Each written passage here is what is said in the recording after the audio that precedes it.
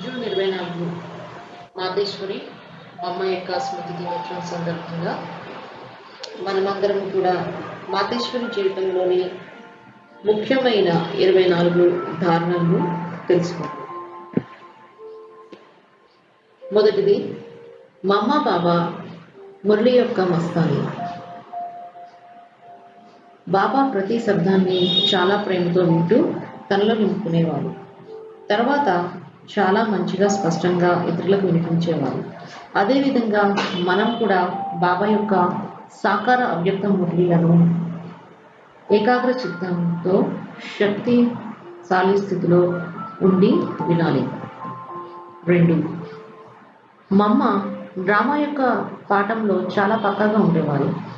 మమ్మ ప్రతి దృశ్యాన్ని సాక్షి స్థితిలో ఉండి చూసి అభ్యాసం చేసేవారు. అందుకే మమ్మ ఎలాంటి దృశ్యాన్ని చూసినా అలజడిలోకి వచ్చేవారు కాదు. అందుచేత మమ్మ ముఖం సదా చిరునవ్వుతో ఏకరసంగా ఉండేది.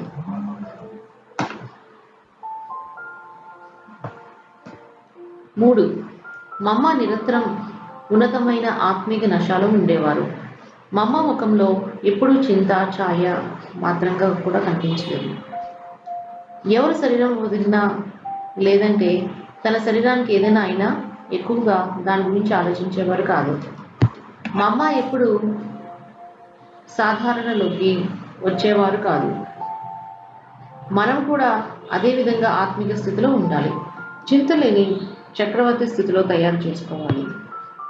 4, మమ్మకు తన లక్ష్యం సదా గుర్తు ఉండేది. అందుకని ముఖంలోనూ నడవడికలోనూ దైవీ లక్షణాలు నిరంతరం కనిపించేవి.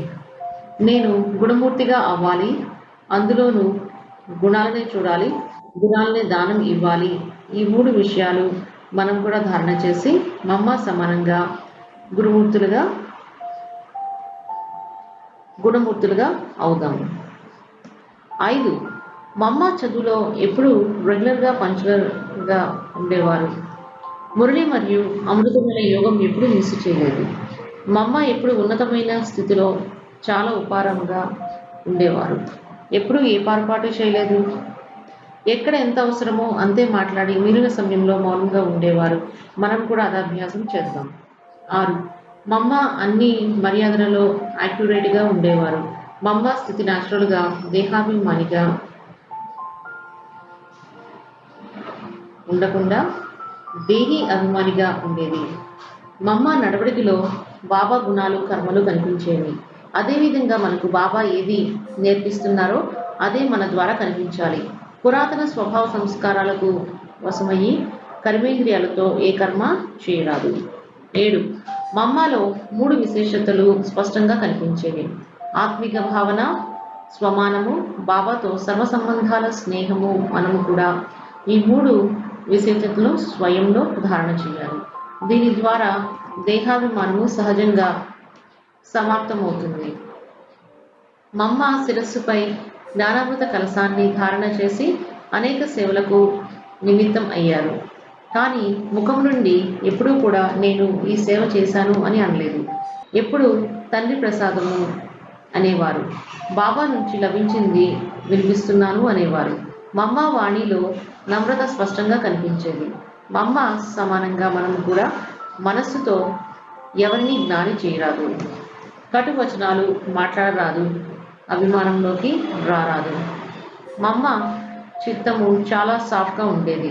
మమ్మ ప్రతి ఒక్కరి విషయాలను మనసులో ఎలా తమాయించుకునే వారంటే అసలు ఏమీ జరగలేదు అన్నట్లుగా ఉండేది. ప్రతి ఒక్కరి బలహీనతలను తనలో సమాయించుకుని వారికి స్నేహం యొక్క శక్తిని ఇచ్చి పరివర్తన చేసేవారు. అందుకని ఎవరి బలహీనతలు చిత్తంలోకి పెట్టుకోకండి. దానిలో మనం మమ్మ సమానంగా అవ్వాలి. మమ్మలో సంకల్పాలకు ఫుల్ స్టాప్ పెట్టి బీజరూప స్థితిలోకి వెళ్ళడం, విస్తారాన్ని సాకారంలోకి తీసుకురావడం సహజంగా ఉండేది.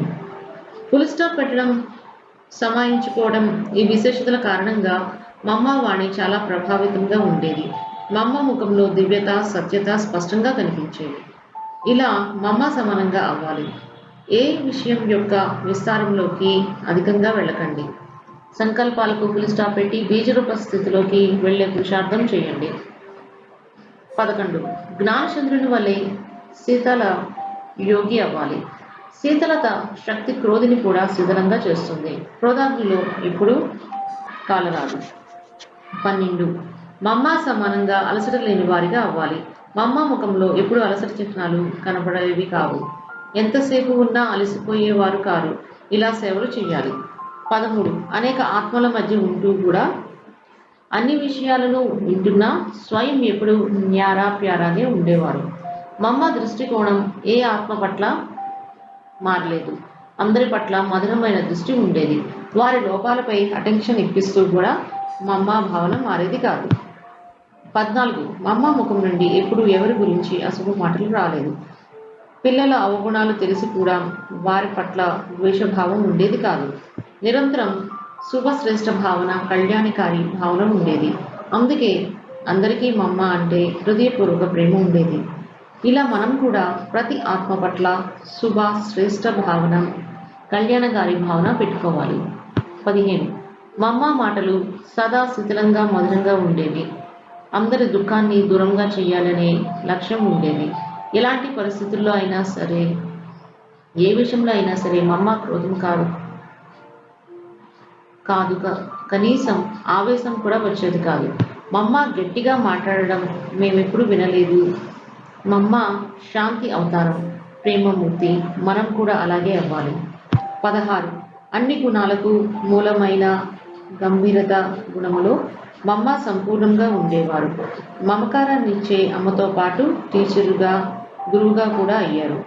మమ్మ స్వయం చేసి చూపెట్టేవారు.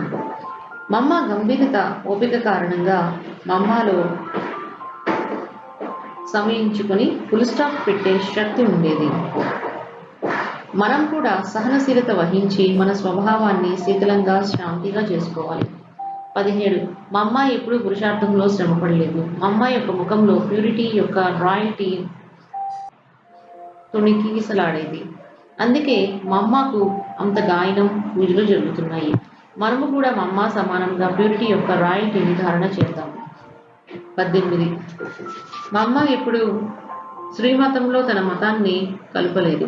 నా ఆలోచన ఇది, నా అభిప్రాయం ఇది అని మమ్మ ఎప్పుడు అనేవారు కాదు. బాబా చెప్పారు, బాబా అన్నారు అని అనేవారు. చెప్పేది కూడా ఎంతో రసవంతంగా చెప్పేవారు. అందుకని వినేవారికి బాబా చెప్పే రహస్యాలు సులభంగా అర్థమయ్యేవి. మనం కూడా మమ్మ సమానంగా ప్రతి అడుగు శ్రీమతం అనుసారంగానే వేయాలి. 19 మమ్మ తన కొరకు ఏ కోరికను పెట్టుకోలేదు. బాబా ఇచ్చిన ఖజానాతో సదా సంపన్నముగా ఉండేవారు. అందుకే అందరి మనోకామనలను పూర్తి చేసే కామధేనువు అయ్యారు. మనం కూడా పరమాత్మ ఖజానాలతో స్వయాన్ని నింపుకొని రాయల్ సంస్కారాలను నింపుకోవాలి. ఎవరి నుండి ఎప్పుడు ఏది ఆశించరాదు. 20 మమ్మకు అందరి పట్ల శుభభావన ఉండేది. మీరు ఎప్పటికీ మారరు అనే సంకల్పం కూడా ఎవరి పట్ల చేసేవారు కాదు. పరివారంలో రకరకాల సంస్కారాలు వారు ఉన్నా వారిని అర్థం చేసుకుని దాని అనుసారంగా వారిని సహయోగిగా చేసేవారు. వారి హద్దు ఎంత ఉందో అంతవరకు వారిని నడిపించేవారు. ఎప్పుడు నిరాశ చెందలేదు. ఇదే విధంగా అందరి సంస్కారాలను, విశేషతలను పరిశీలించి వారికి సహయోగిగా చేసుకోవాలి. కొందరు తనువుతో, కొందరు మనస్సుతో, ధనముతో సహయోగి అవుతారు. అందరూ కళ్యాణము జరగాలనే లక్ష్యం ఉంచుకోవాలి. 21 ఇంకా పురుషార్థమే కదా చేస్తున్నాము అని మమ్మ ఎప్పుడూ అనలేదు. ఒకసారి పొరపాటు జరిగితే దాన్ని ఇంకెప్పుడు రిపీట్ చేయలేదు. మనం ఎవరికి దుఃఖాన్ని ఇవ్వకపోవచ్చు, కానీ ఎంతమందికి సేవ చేశాము, శాంతిని ఇచ్చాము, జ్ఞానధనాన్ని పంచాము అని చెక్ చేసుకోవాలి. కేవలం తినడం, తాగడం, పడుకోవడం కాదు, సేవ తప్పకుండా చేయాలి. మమ్మ కర్మణ సేవలో కూడా ముందు ఉండేవారు. 22 మమ్మ శివబాబా జ్ఞానాన్ని స్వయంలో ధారణ చేసుకుని విద్యాదేవి, గాడెస్ ఆఫ్ నాలెడ్జ్ అయ్యారు. మనం కూడా మమ్మ సమానంగా మాస్టర్ జ్ఞానసాగరులుగా అవ్వాలి. జ్ఞానాన్ని జీవితంలో ధారణ చేసుకుని సర్వోత్తమ శ్రేష్ఠ పాత్ర నటించాలి. 23 మమ్మ సదా తన శాంత స్వధర్మంలో ఉండేవారు. బాబా చెప్పింది మమ్మ బుద్ధి వెంటనే స్వీకరించింది. నేను చేశాను అని మమ్మ ఎప్పుడూ అనలేదు. బాబా వైపే చూపెట్టేవాడు. నేను కూతుర్ని, మాతాపితలు వారే అని అంత నిరహంకారిగా ఉండేవారు. మనం కూడా మమ్మ సమానంగా నిరహంకారిగా అవ్వాలి. మమ్మ సదా ఏకాంతంలో ఉండేవారు. ప్రతిరోజు తెల్లవారుజామున 2 గంటలకు లెగిసి బాబా స్మృతిలో ఏకాంతంలోకి వెళ్ళిపోయేవారు. సదా ఒకే బాబాతో మగ్నం అయి ఉండేవారు. మమ్మ చెప్పిన 2 స్లోగన్స్ ఎప్పుడు గుర్తుంచుకోవాలి. ప్రతి ఘడియ అంతిమ ఘడియ, హుక్మీ హుకుం చాల్ రహా హైనా. ఈ స్మృతి ద్వారా మనం కూడా సహజంగా నష్టమోహిగా అయిపోతాం. అనవసర విషయాల్లోకి వెళ్లకుండా బుద్ధిని అన్ని విషయాల నుండి ఫ్రీగా ఉంచుకుని బాబా ఆశలను పూర్తి చేయగలము. మనం ఇక్కడ మమ్మ గురించి తెలుసుకోవడం జరిగింది. మమ్మ యొక్క స్థితి ఎప్పుడూ కూడా పరిస్థా స్వరూపంగా ఉండేది. ఆ పరిస్థా స్వరూపంలో మనం కూడా ధారణ చేసుకుంటూ ఉండాలి. అంతేకాకుండా ఎవరి గురించి ఆలోచించకుండా మన పురుషార్థం గురించి మనం ఆలోచించుకుంటూ మమ్మని అనుసరిద్దాము. కర్మలే సుఖము మరియు దుఃఖానికి కారణము అన్న విషయాన్ని కూడా మనము గ్రహించి పరమాత్మ స్మృతిలో తండ్రి తప్ప నాకెవ్వరూ లేరు, తండ్రి చేతిలో నేనున్నాను, నా చేతిలో తండ్రి ఉన్నారు, నా కర్తవ్యము అర్థం చేసుకుని నా గమ్యమైన పరంధామాన్ని చేరుకోవడానికి మన ప్రయత్నం చూద్దాము.